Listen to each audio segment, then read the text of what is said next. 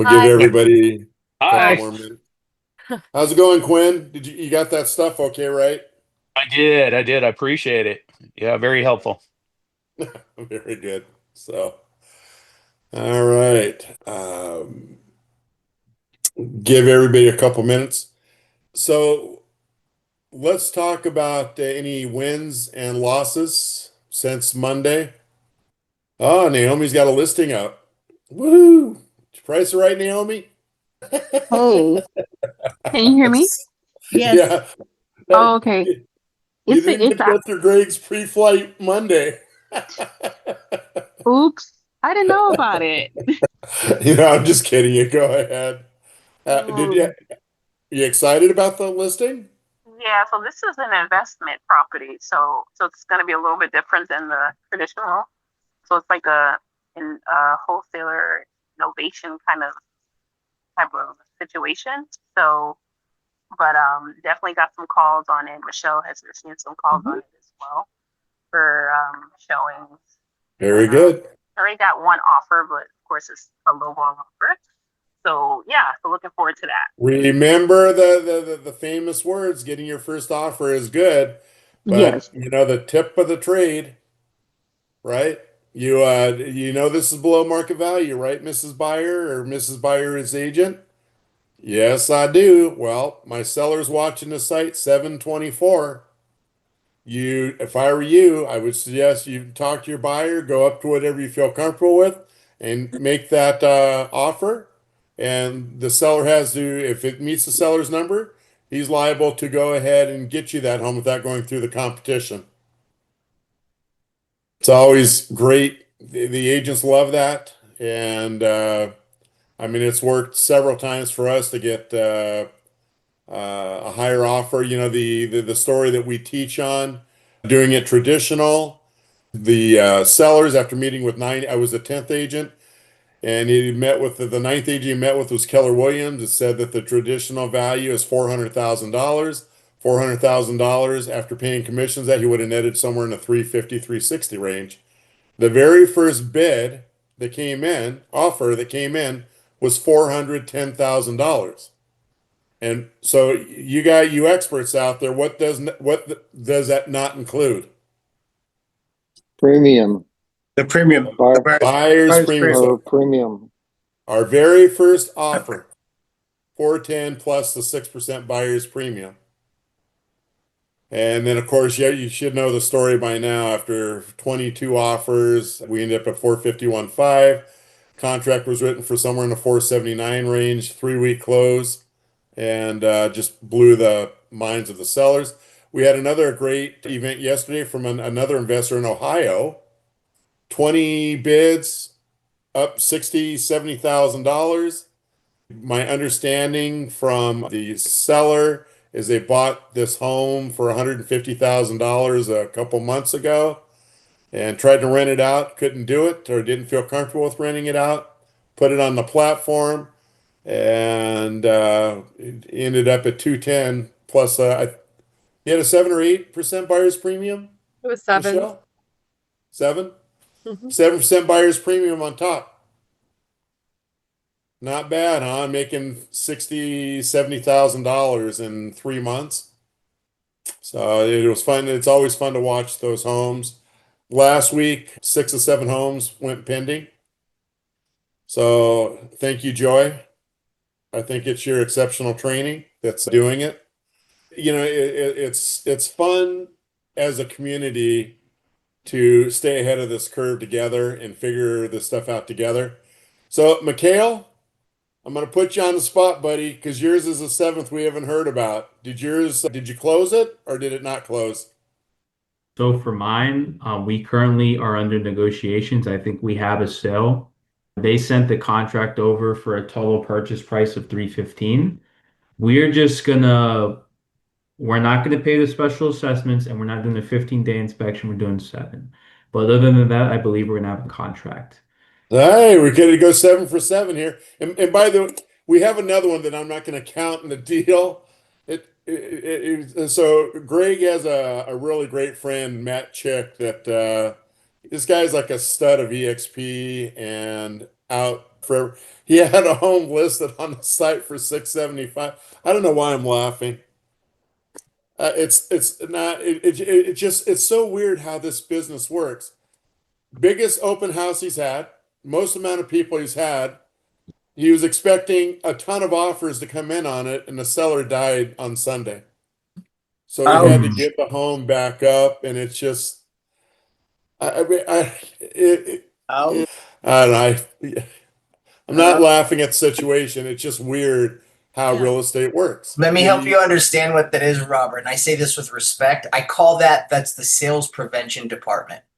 And when it just goes sideways and you're like, how did that happen? Like, what are the chances? What are the odds? How did that just all happen? It's just the sales prevention department is prevailing. They're doing a good job. The sales prevention team is, kicking butt and taking names. And that's where that comes from. So it's just frustrating.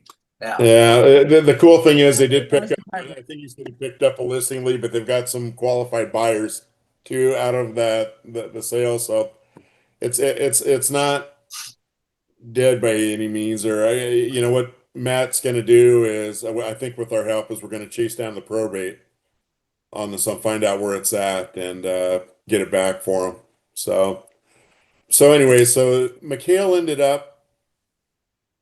you ended up like $4,000 short of what the seller was looking for, Michele? Or Yeah, was it so four? that's something I did want to talk about. So when I said we wanted 315, we wanted 315 with the buyer's premium included. I was able to negotiate. We were short. So that's very indicative of what the market is saying in Cape Coral. We are seeing, now I'm looking at it from the responses I got at the open house. Buyers are really looking to pay a lot less than what they were before, even just a few months ago. But I did talk to the sellers. We did have that 315 total purchase. It's not exactly the result we were looking for, and I did miscommunicate a little bit there was some confusion about the buyer's premium and total purchase price. But I do think we have a deal and it will be satisfactory.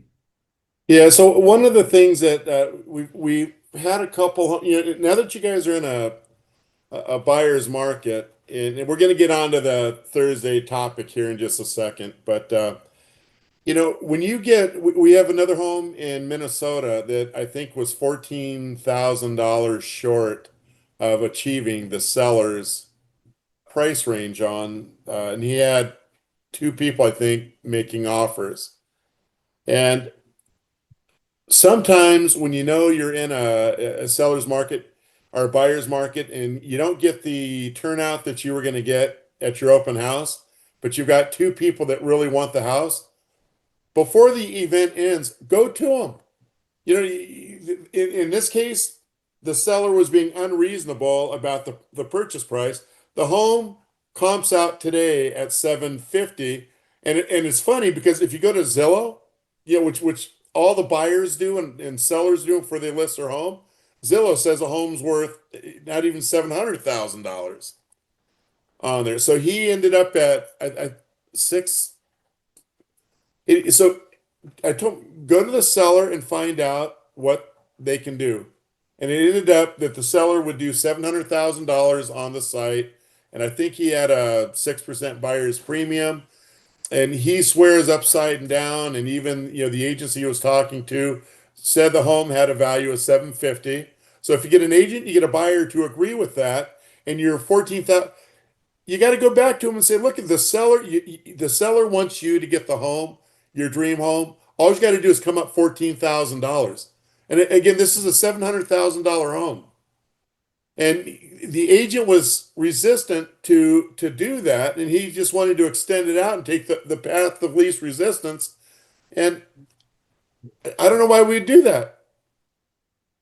Get on the phone. Yeah, negotiate these things out in a buyer. Make this thing work. Do your job as a real estate agent. Make this deal work. You don't want that seller to be stuck with that home 6 months from now. Probably worth 650, 625, 650. And here he's got a bid on for 60, whatever the numbers are. I don't remember. So, anyways, and I don't know if his worked out, but Michele and I had an hour conversation about it, before his. Sometimes we just got to jump in, and you got a couple people that love the home. Michele, how many offers did you end up receiving? On the site, I would say we had, I'm not looking at it right now, but we had between probably like 6 or 7 total. Okay. So when you get people making multiple offers at the time, that means they love the home. Somebody's going to love that home more than the other person. Go back to them and just say, look, hey, my seller's doing you a favor. They want you to have this home. Make it a win-win for both parties. Yeah, yeah, I did that. This is a learning lesson though, because I did believe that we could get more than what we did, and I just miscommunicated that with my seller. So, but it's a learning lesson. We did get to the price acceptable enough to the seller, and I think we're gonna have a smooth closing, so it should be good. Yeah, so this is the house right here. So how many offers is that? One, 6. two, three, 4, 5, 6, 7? Yeah, 6. yeah, 6. 6 offers. So, and it's pretty cool that we're getting some action in the thing, but don't ever be afraid to do a favor for the seller and do a favor for the buyer. In this case, he had two people he could have called. I would have called Sarah Saltis first, and I would have called Jay Olive second. On it, we got to be creative inside of a buyer's market. But the cool thing is, this tells me that they had two people that love that home. So again, oh, you want to show that? So this was the first event, like just crazy, that Robert was talking about. So Michele wrote to me, I don't know, right around maybe like 4:30 p.m. about these offers coming in right here. The event was ending at 5 p.m. Look what happened since 5 p.m. Well, I think this was the last offer that made it in the time frame. This 191. And everything above it came in after the clock was extending because people kept making offers. So that was extremely fun to watch. I recorded a video of it. It's like a 20-minute video. I'm going to trim it down and speed it up where you can actually see these come in one at a time, a minute, 2 minutes apart. But look, you have Amy up here. Her highest offer was 207, but she started down here at 160. Like just incredible stuff. So do you think that Amy wanted this property? And do you think this would have happened without transparency? What do you think this would have looked like if people couldn't see that these other offers were coming in? Nothing like it turned out to be, that's for sure. Unless you as the agent were spending this entire time period negotiating back and forth on just this one property. Essentially, this transparency is automating a lot of the early stage negotiations just on the price that you would have to do as an agent. I also noticed something that I thought was kind of interesting about the bidding behavior as I studied the bids. If you look at who won, it's the Lefan Zhao. That's who won, right? She's the one here. She's at 210.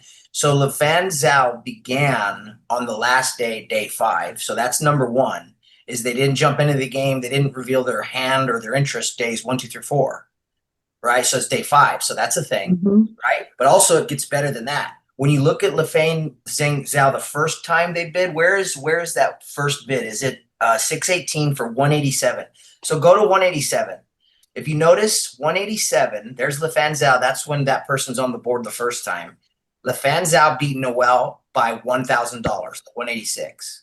Okay. Now go to Lefan Zhao, the next one up at 191, and beat Amy Iman or whatever by $2,000. All right. So then go to Lefan Zhao, the next one. And if you notice, Lefan Zhao 196 beat Jay Strong by $2,000. Okay, so showing strength, not $1,000. Then you go to Lefan Zhao up there at 205 and beat Amy Iman by $4,000.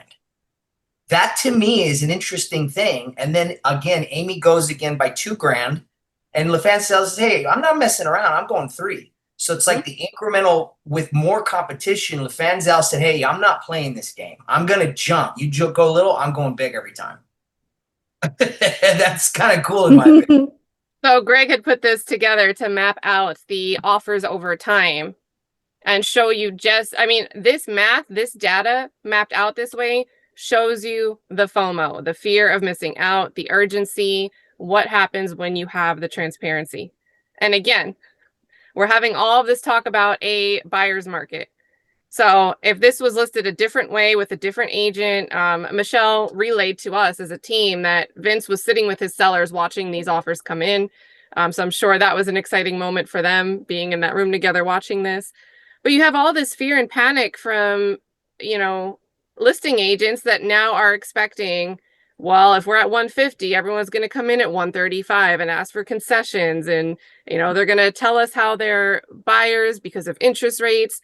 Their buyers, their monthly payment's going to be higher, so they need concessions. Something like this, when you do this right, when you follow the process, you don't have to worry about that. You have price discovery happening. And what is the buyer or buyer's agent going to say to you? Oh, well, we don't think it's worth 210. Somebody else does. And that's it. What was his estimate on that, Cat? You looked that up. Wasn't it like 170? Yeah, it was about that. And 50 grand off. That's nice. Gotta love that. and again, this is with a 7% buyer premium. So Vince didn't do the 6, didn't do the 5, didn't just make it like measly because he was scared to scare off buyers. He went for the 7.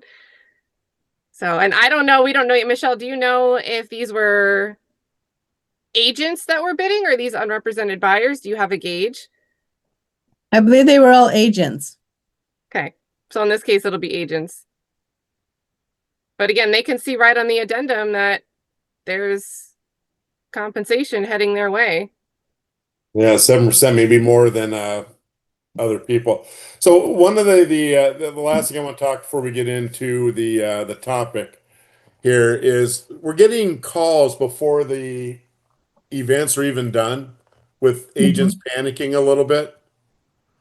And I would encourage you to actually let it ride out because you do I should have have left the chart up because they're What's calling that? right before I should have left the chart up. I just stopped sharing, but they're calling right before the chart started spiking up. We're getting calls from the agents like right before that moment in time. Yeah. And let this thing ride out. You guys are getting copied on the pre-quals. And so you should have a good pulse on what's going to be happening through the event. And obviously, if there's no pre-quals, there's obviously no action. So, anyways, it's just nice to see with the new crop of people that this thing is working the way it's supposed to. I feel so bad for Matt. I would have liked to have seen because he was telling me he had like 40 people interested in the house. 40, not 10, not, and it's just like, boy, it would have been nice to let that sucker right out and go. But things happening. Uh, Michael Graham, you guys, is an agent out in Arizona. And if you guys know anything about the Arizona market, the only one I think that's worse than Arizona as far as being in a solid buyer's market is Florida, because you guys have more problems than they do with the insurance companies taking off. And now you're moving out of season. And I know in Arizona, you guys are out of season because now it's like 160 or 666 degrees out there. So it's not as strong. But so Michael had a traditional listing, and not only that, it had solar panels that was a talking point. He tried to do the thing called shock the system. I don't think he was successful. Now that would mean that we are 1 for 72 on that. So we've had one home work with shocking the system, 72 not work with going from traditional into a buyer's market. So Michael, you want to give us an update, or how did it go? What did you think of shocking the system? Did it help a little bit or not really? Absolutely. I think it did help overall. And yeah, so a little bit of an update. We had a good turnout at the open house, probably 8 groups with 20 or more people. One really interested buyer and maybe a couple other ones that weren't ready yet because they had to sell a house to buy a house kind of thing.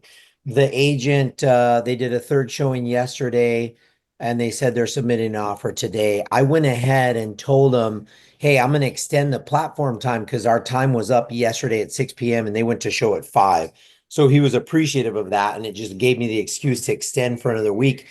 Because since I'm new at this is my first one on the platform, and it was already listed, and I've got all these things working against me, I wanted to give it another week, and so did the seller, to see what we could do.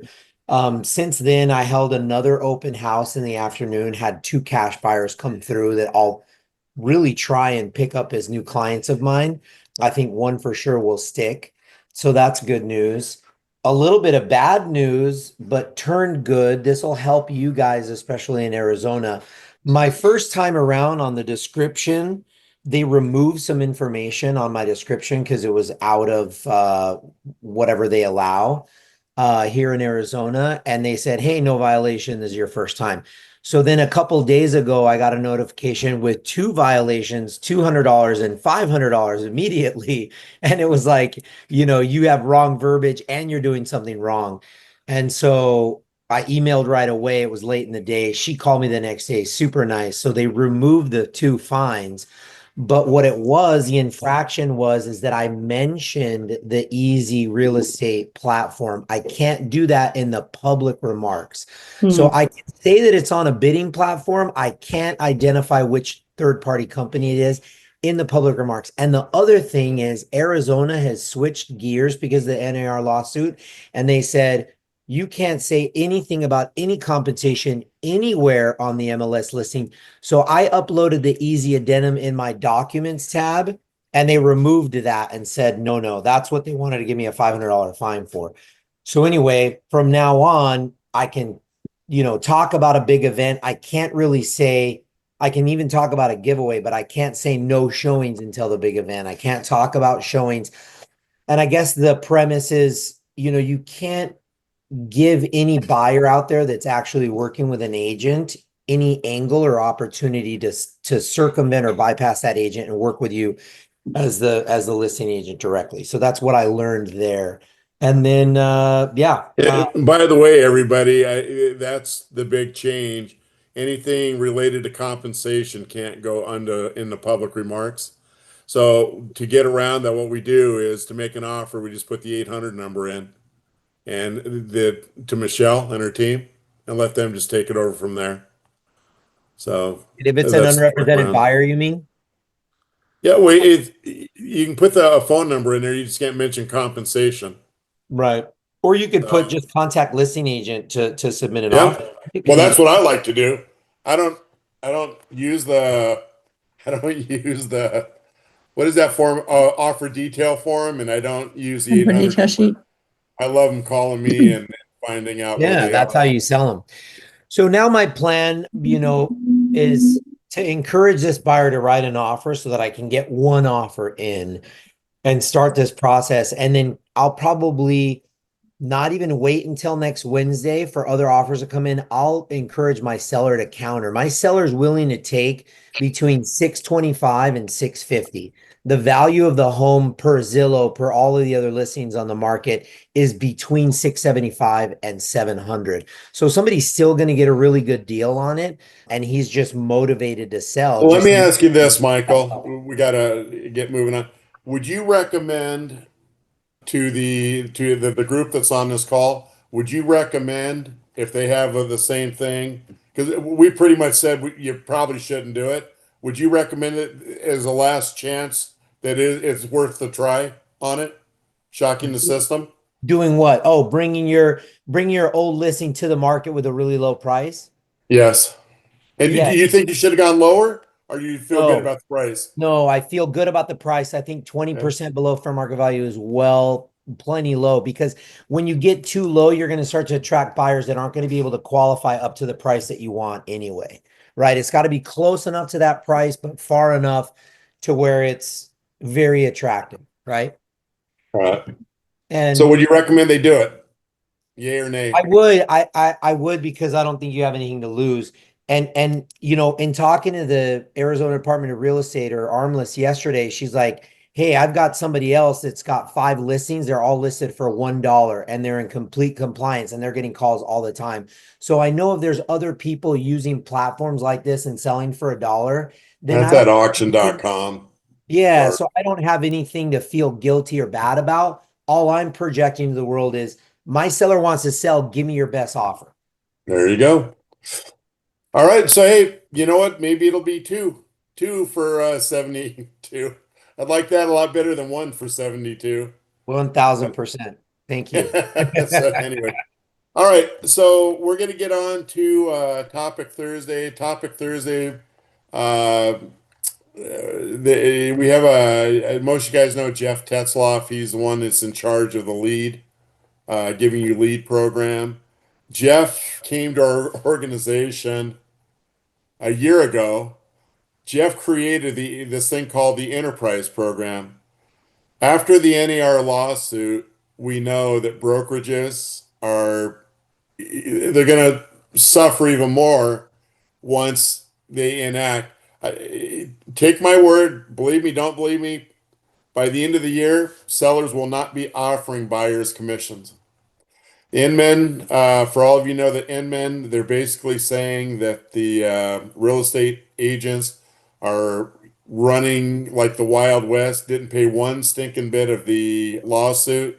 They are still making sellers pay the buyer's agent commission. So all of us listing agents, we are making our sellers pay the buyer's agent's commissions. And I don't know about any of you guys. We've got listings going, and so I haven't held a gun up to anybody and make them pay anybody anything. They either want to do it or they don't want to do it. They got two choices. And the beautiful thing for us is we can go both ways, right? And the other beautiful thing for those of you when they stop paying the buyer's commissions. I haven't told this story in a while, but I'm going to tell it to you real quick before we get on to the enterprise program. It kind of ties in with it. After the NAR lawsuit, my wife and that was August 17th, they launched it on a Saturday, August 17th, so I didn't have to field 5 million phone calls from angry agents. That before you could show a home, you had to have a buyer brokerage agreement on there. And in other words, if the seller was not paying the buyer's commission, the buyer had to pay it to you. So I had a school teacher that had rented a home for us for 20 plus years in West Seattle that decided she wanted to buy a home for her and her daughter. So everybody knows school teachers, even in Seattle, don't make squat to afford $1 million home. So she moved probably about an hour and a half out of Seattle and drove in every day. So when I had told her on Sunday we were going to go look at this house on Monday, and I said, hey, we got new laws, about the NR laws. And everybody says, yeah, I've kind of heard it, but I don't know what the impact is on me. And I said, well, let me tell you what the impact is. I have to work out a commission agreement with you before I go show you the house. And it's got to be signed, and I got to be able to send that to the listing agent before I show the home. And so she goes, you could have, we were up, you could have seen her heart drop into her feet. Robert, I don't have any extra money. I am using every dime and every thing that I can do, even to just get into this, first time home buyer FHA program. And we're pushing the limit on the payment. The interest rates are up. I don't have any extra money. And I said, well, I'll tell you what, we don't need to think about it before we go tomorrow, and we'll just put something down and show you the home. She calls back up that night and she goes, my brother-in-law will lend me $900 if I have to pay the commission. And of course, we love her. Of course, we said, yeah, it wasn't about the money. It was about showing her the property and hopefully getting her into this home, because she was just been a family friend and just a model tenant. You're just one of those you love. And so we signed the buyer broker agreement for $900. And I'm just going to fast forward. We ended up in contract, and it was $500,000 home. Ended up in contract. The seller was offering a 2.5 selling office commission. So I basically got my $900 and she got the balance of that 2.5%. That's what our NAR did to help us solid agents out. But imagine if, as we fast forward and the sellers stop paying the buyer's agent, what's going to happen to people in the business without having our platform. Everybody knows the new addendum's got 3 options on it. Option number 3 is where the seller agrees to pay you, the listing agent, the commission out of his proceeds, and then you leave the bottom part blank. And that's for the buyer, whatever they have on their buyer's broker agreement that you fill out. So now let's take my case. So I'm going to play the listing agent. I'm going to play the buyer's agent. I'm the buyer's agent and I'm the listing agent. So, Robert, you want to show my home in Eatonville? Yes, I do. Do you have a buyer broker agreement? Yes, I do.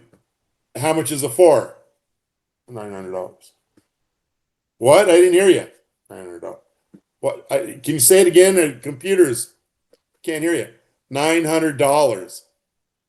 Oh, well, you did well. Nice negotiating there, Robert. You go, what happened?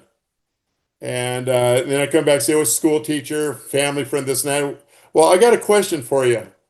If I had a way that you could take that commission and build it into the cost of the house, and your buyer didn't have to come up to even that $900, would she go for it? And of course, the lady told me if she didn't have to come up with the money, she'd pay us 10%. She didn't care. And so using our addendum, I could have built in that 2.5% for myself and built it into the cost of the home. We ended up in contract of $500,000. Seller's paying me the listing agent commission. The buyer, instead of paying me $900, pays me nothing. She says, I'll pay you 2.5% that you can add on to the top of the house. So we write up the purchase sale agreement for the $512,500. She's excited. It didn't cost her $1 out of her pocket. I'm excited because I just ended up getting a full commission. And it's a win-win situation for everybody. So these are some of the things keep in the back of your head as the NAR. Something's going to happen before the end of the year. I don't know what, and I think they're kind of waiting until this buyer premium or the buyer's market goes away. But these are all the things that you need to think about. So the reason why I bring that up is because brokerages are going to feel, when I had my Century 21, my split between listing and buyers agents, it's always 90-10. 10% do listings, 90% are buyers agents. Does that make sense to everybody? So if I've got buyers agents and I've got 100 agents, so 90 of them are buyers agents, and I know that the NAR is going to stop letting sellers pay the commission, what's going to happen to my business? Chances are they're going to go out of business, right? In fact, I've got some good friends up in Seattle that just had enough. One of them just killed me, a Remax brokerage up in Seattle. Just personal friend. Had I gotten to her about this enterprise program before I did, she would have stayed in business. So that being said, so let's go ahead and get into the enterprise program. So Jeff Tetzloff made this program up a year ago. Every single person that's in our company has at least 20 seats that they've used their hard money for. I happen to have 80 seats of my own. So, and no freebies. We don't, it's undeal. So we developed this enterprise program, and I'm going to go ahead and share it, and we'll start showing you. Oh, and by the way, if you don't need to make any extra money and you're not interested in this opportunity, you guys don't feel like you have to stay on. If you want to know about it, it's a great program. I don't. To me, this is all about you guys. We're not. This isn't a hard sell. I don't care if you guys do it or not. If you need to make some extra money, it is a wonderful way to make extra money. So everybody knows what we offer, all the training. We've got more marketing materials. We've got videos. We got YouTube. Cat has developed so much stuff. I mean, I can't even keep track every week of the new stuff that comes out. And, our unique selling proposition, we all like the 0%, as low as 0% listing, right?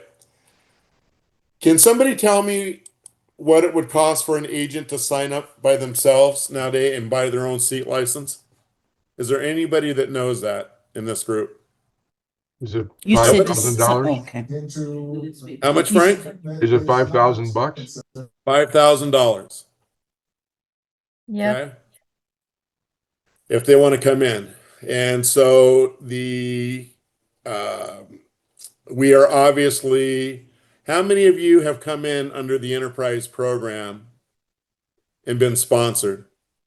In other words, didn't pay anything to join up, sign up. Michele? Is there anybody else in this, Me, Erica. Erica? So what we did is we've given brokers or agents a chance to buy seat licenses for a lot less than $5,000. And why do we want brokers and agents to buy the seat licenses versus an agent buying their own? Because it's an accountability program. I know that the people that buy the seats want to make some money, and they're going to make sure that their agents make that money.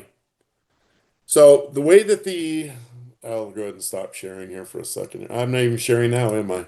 Dope. So the way the seat licenses work, you got to buy a minimum of 5. Everybody know that we have a new board and I've been telling everybody that, we had a $500 price tag that was going away, and the board has approved for anybody that wants to buy into this program in the next 2 weeks to keep that $500 price per seat license for you. But you got to buy a minimum of 5. And then you also get that $500 for the rest of your life. It doesn't go up. Right now, if somebody weren't on this call, they're not going to get the code. It would cost them $15.50 to buy 1 seat. So let's talk about a seat license. So I buy a seat license and I go ahead and sponsor Michele into that seat license. Michele doesn't go through training. He's not paying attention to anything. He doesn't. What I do is I call Michele up and say, hey, if you're not going to take this seriously, I'm going to boot you out of the seat. I'm going to give it to somebody else. You buy the seat, you pay for it one time, but it goes on in perpetuity. Any questions on that? I want to add context there. So you guys know we have the compliance exam, right? Where you actually get your certification as an easy listing specialist. And then we have the master training. And you guys all went through an orientation with Michele to make sure you know how to use a listing platform. We have the activity tracking for each of those 3 activities. So if you ever want to give us a call, and we are developing a back-end dashboard where you'd be able to have access to these insights, but we're able to see, has somebody gone through any of the lessons in their course? Have they taken their exam, obviously? But say, for example, you want to fill your seat with somebody, you don't see them showing up to these calls, you call us up or write to me and say, is so-and-so, are they moving? And Michele does go through, if she sees that agents are sitting there inactive, she's also trying to nudge anyone that comes through our system. So there is some nudging support from us. But if people just aren't moving, there's ways we can tell and let you know, yeah, we don't see activity either. And that could be how you make your decision to pluck someone out of that seat and give it to somebody else. So are there any questions on that? You own the seat in perpetuity. You decide who gets it and who doesn't get it. No questions. All right. The second thing is, can I buy more seats? You absolutely can. You just got to buy 5 at a time when you go. Anybody want to take a look at how much money potentially that we can make? Who wants? I want to pick on somebody. Who do I want to pick on? Michael Graham, Ed Cavalieri. Michael was talking about recruiting people. He had these agent leads with his recent Michael listing. Nicolai? No, Michael Graham. Well, Mike Nicolai too. His team wants to come on board. All right. Mike Graham, do you want to play with me or should I have Ed? He might be on a call. Okay. Ed, I'm picking on you. Please. All right. You don't even know what I'm going to ask you. Nobody does, but we're going to just have some fun here. It's all good. Maybe I'll even try to share my screen this time. How about that? Boom. Everybody can see my screen? Mm-hmm. All right. So this is a little calculator that we are going to use. And everybody knows about the company money, right? So anytime somebody uses our platform and sells a home, we cut you in on 10% of the company money. Any questions on that? So if we have a $400,000 home, the company makes 4,000, 400 of it's going back to you. So Ed Cavalieri, I just gave you a seat. What's the average price of a home in your neighborhood? Where's Ed? Oh, sorry, I muted myself. 500,000. Ed, Yep. I need you to tell me how many homes a year you're going to sell by using the Easy Real Estate platform. Till the end of the year? Yep. 4. Okay, how about for a year from now? Because I'm I'll going to hold you double to that. this. 10. What's that? 10. Oh, are you really going to sell 10 in a year? Once every 6 weeks? Is that, Okay. All right. is it 10 realistic? homes.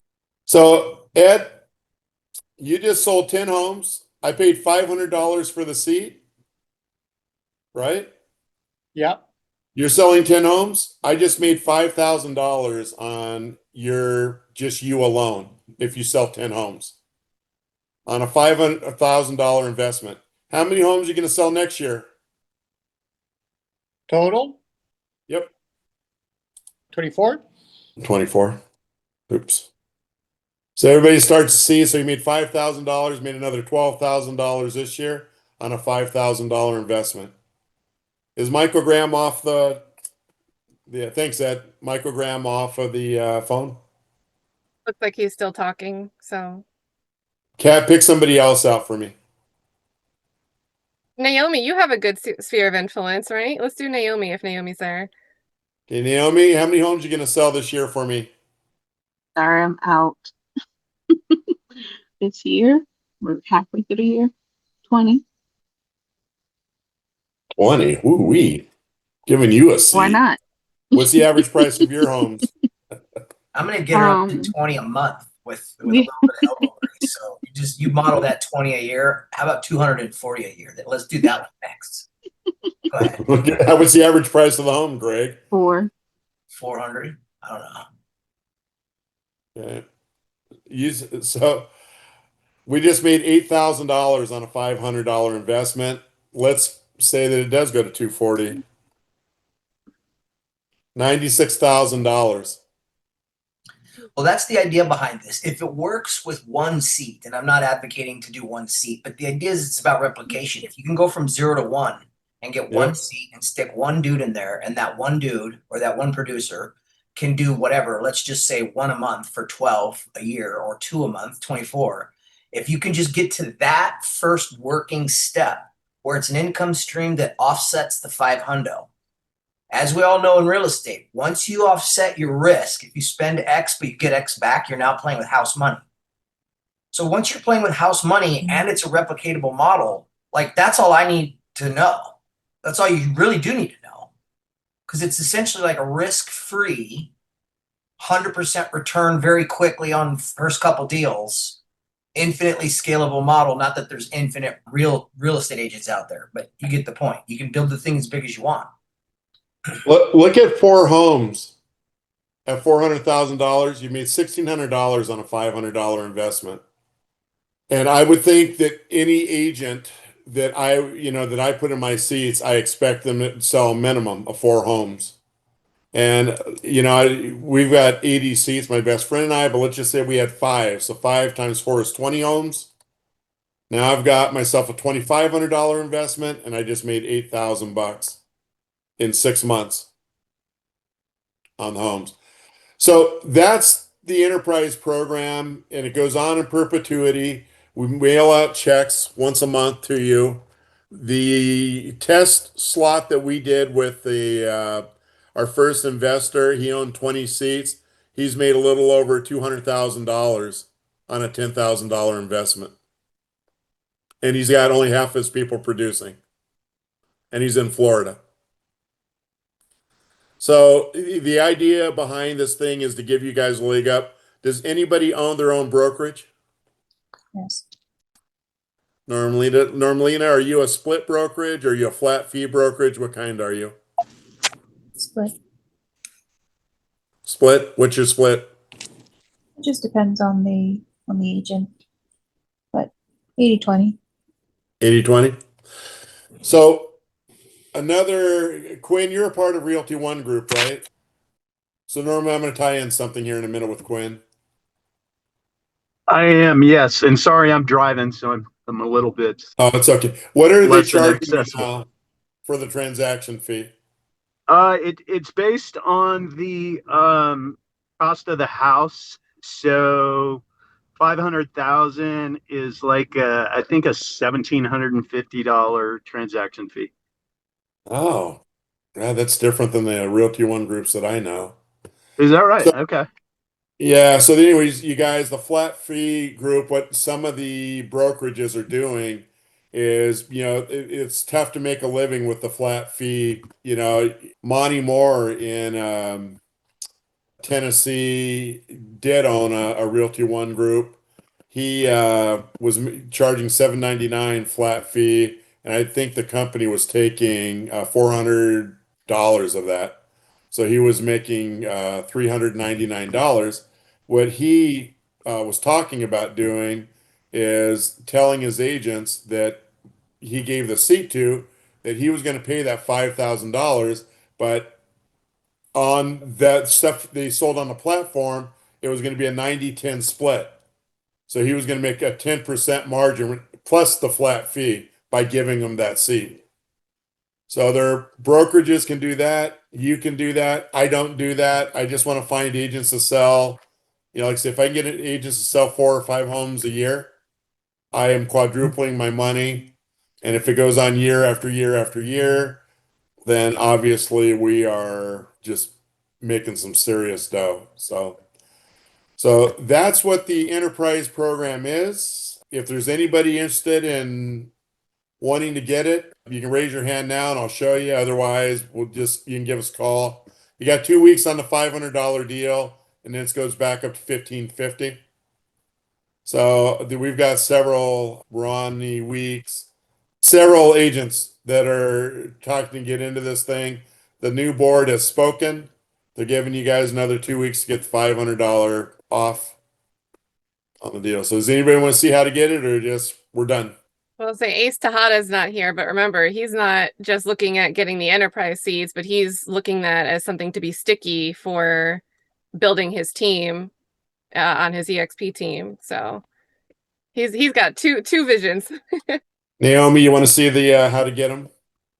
She put it in the chat box. I assume that means she wants to see. Anybody else want to see it? Yes, I do. Chandel does. Chandel, okay. Are you laughing? Well, why do you think I laugh at you? I'm not laughing at you. I'm laughing with you, actually. Chandel's got more sure. talent in her little finger than I do in my whole body. Okay, well, Right. why don't we implement that, okay? You always say that, so let's work it. Well, that's up to you to work, not me. Come on. No, tell me what to do and I will go for it. All right, I'm showing you. So everybody, this is it right here. Everybody see this everybody see the enterprise tab up here? Yes. Yeah, okay, very good. We go ahead and hit that. It's going to ask you for a code. The code is windfall. WINDFALL. You can capitalize it. It's all one word. You can upper, lower, doesn't matter. And then you're going to go in. And then, yes, I'm ready to buy a seat. Licenses. It's going to ask you to fill out your little thing here. And you can see 5 of them right now are $77.50. The promo code is EASY500. Hit apply. Boom. And then you just got to come and fill out the information here. And again, for those of you who want to get this, you can add as many as you want on there. Let's see what 100 of them cost now. 50,000 bucks for 100 seats. So my best friend and I have 80. We're going to be moving into 100 by the end of the year. So I have paid $500, and so have the people that want. So this is you got 2 weeks to make a decision. And that's it. Whoever put that. Oh, Cat. Yes. Yes. So that's in the chat box. Any questions on that? Can I have a private conversation with you today sometime? Sure. Okay. What time? I don't know. Okay, just text me and tell me when you're available. Okay. Thank You you. got it. Anything else, anybody? Why do I feel like this is ending awkward? You guys you don't have to do this. This isn't, it's not a No, con. It's not a sales pitch. It's no, just if you want to it's make more money. So, no, it's not that. I think that it's for me, I know that I'm trying to get my momentum going again. And yeah. it's like it's I don't want to say it's a lot, but it's trying to get yourself mentally, okay, which try to set yourself up, that's all. It's good what you're telling us. It's almost too good to be true. So we're just for me, I'm just trying to process it. That's all. It's not All right. like I Well, don't want to do it. It's trying to get my butt in gear to, it's, you know what I'm saying? Because like, I'm dealing with trying to build a house. And so yeah. it's just a lot on my plate. But I'm for me to just be at these meetings now from where I was when I saw that house that night, you just don't know. This Yeah. is taking a struggle. I mean, you have to get up and you've got to get your mind in the right place. I have had to do a lot of talking to myself to get to this point. So I think just we're getting hit with this information, which is good information. And for me, I can't speak for everyone, but it's just trying to process it and okay, how am I going to Yeah. handle this? That's all. Well, trust me, I'll keep buying seats. I don't need any of you to buy if you don't want to. It just it's fun. I love to help agents, and all I want you guys to do is I want you to make more and more and more money to go as we move in these times. So anyway, that being said, I appreciate everybody. Don't forget Pre-Flight Monday, starring Greg Bilbro. He's going to host it on Monday, and we want to try to keep that down to an hour, but I have a feeling it's going to slide a little bit longer here because we've got a lot of momentum with people putting houses on. So we're excited about it. Kat, is there anything else? We got an easy checklist from start to finish for you to do what you need to be doing in every step of the process. Kat, can you tell them where So that is? that's part of the master training. So if you guys haven't taken the master training, you should make sure you register for that. The link I'm going to drop in the chat. It'll give you the resources. So you'll have access to the handouts from it. You'll see the handout. I think it's item number 21. Item number 21 in the link I'm dropping in the chat is the checklist that Robert's talking about. But as long as you're logged in while you're looking at this page, you'll also see the option to register for the master training if you've not yet done it. So make sure if you're in that boat, do both. So there's the master training link in the chat.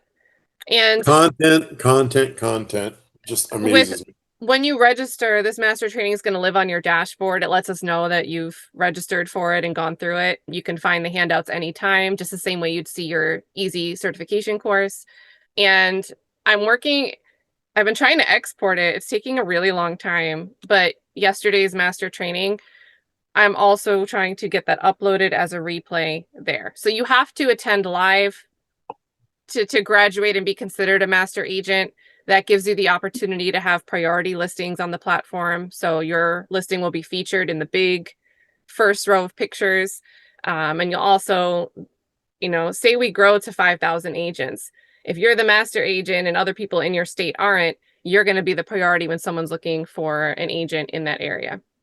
You're going to stand out on our referral map. So there's reasons to do it besides the really good education from Joy and from Robert. But make sure you register if you haven't done it. They go live every Wednesday. So. And I want to take a step deeper. For all of you that went through the 2-hour training, I would encourage you to watch yesterday's. We tried to do 2 hours. It just doesn't work. It's wait. Yesterday, we 3.5 hour Robert Mangino hung in there till the end, but a lot of dialogue, a lot of figuring out stuff together, and a lot of conversations. The last thing I want to leave you with on this, with you master certified agents, use that when you go into your listing presentation. We got 2.5 million agents. Right now there's 700 150 of you that are certified, and I think we only have 100 that are master certified. When you can go into a seller and say, look, I got certified on this program where I can actually list your home for as low as a 0% listing fee and give you a full real estate benefits because of this program, use that. It's less than 100% of you that are master certified in the real estate industry.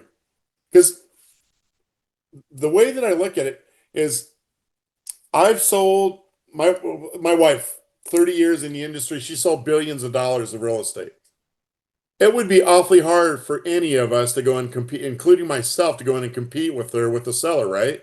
Because she's got the money, she's got the taglines, and she's at that anywhere from 6 to 10% commission, depending on if they want her to stage the house or do whatever they want to do. And then I come in here, I'm a brand spanking new agent, and I'm going to compete with that lady that's 30 years in the industry and just killing it. Makes a great presentation every time she goes on a listing appointment. But I walk in and tell that seller, guess what? With her, you're going to pay $50,000, $60,000 in commissions. With me, you're going to pay zero. Who's walking out with that listing? You. You gotta use what God's given you in this program. That's exactly what I told the seller yesterday.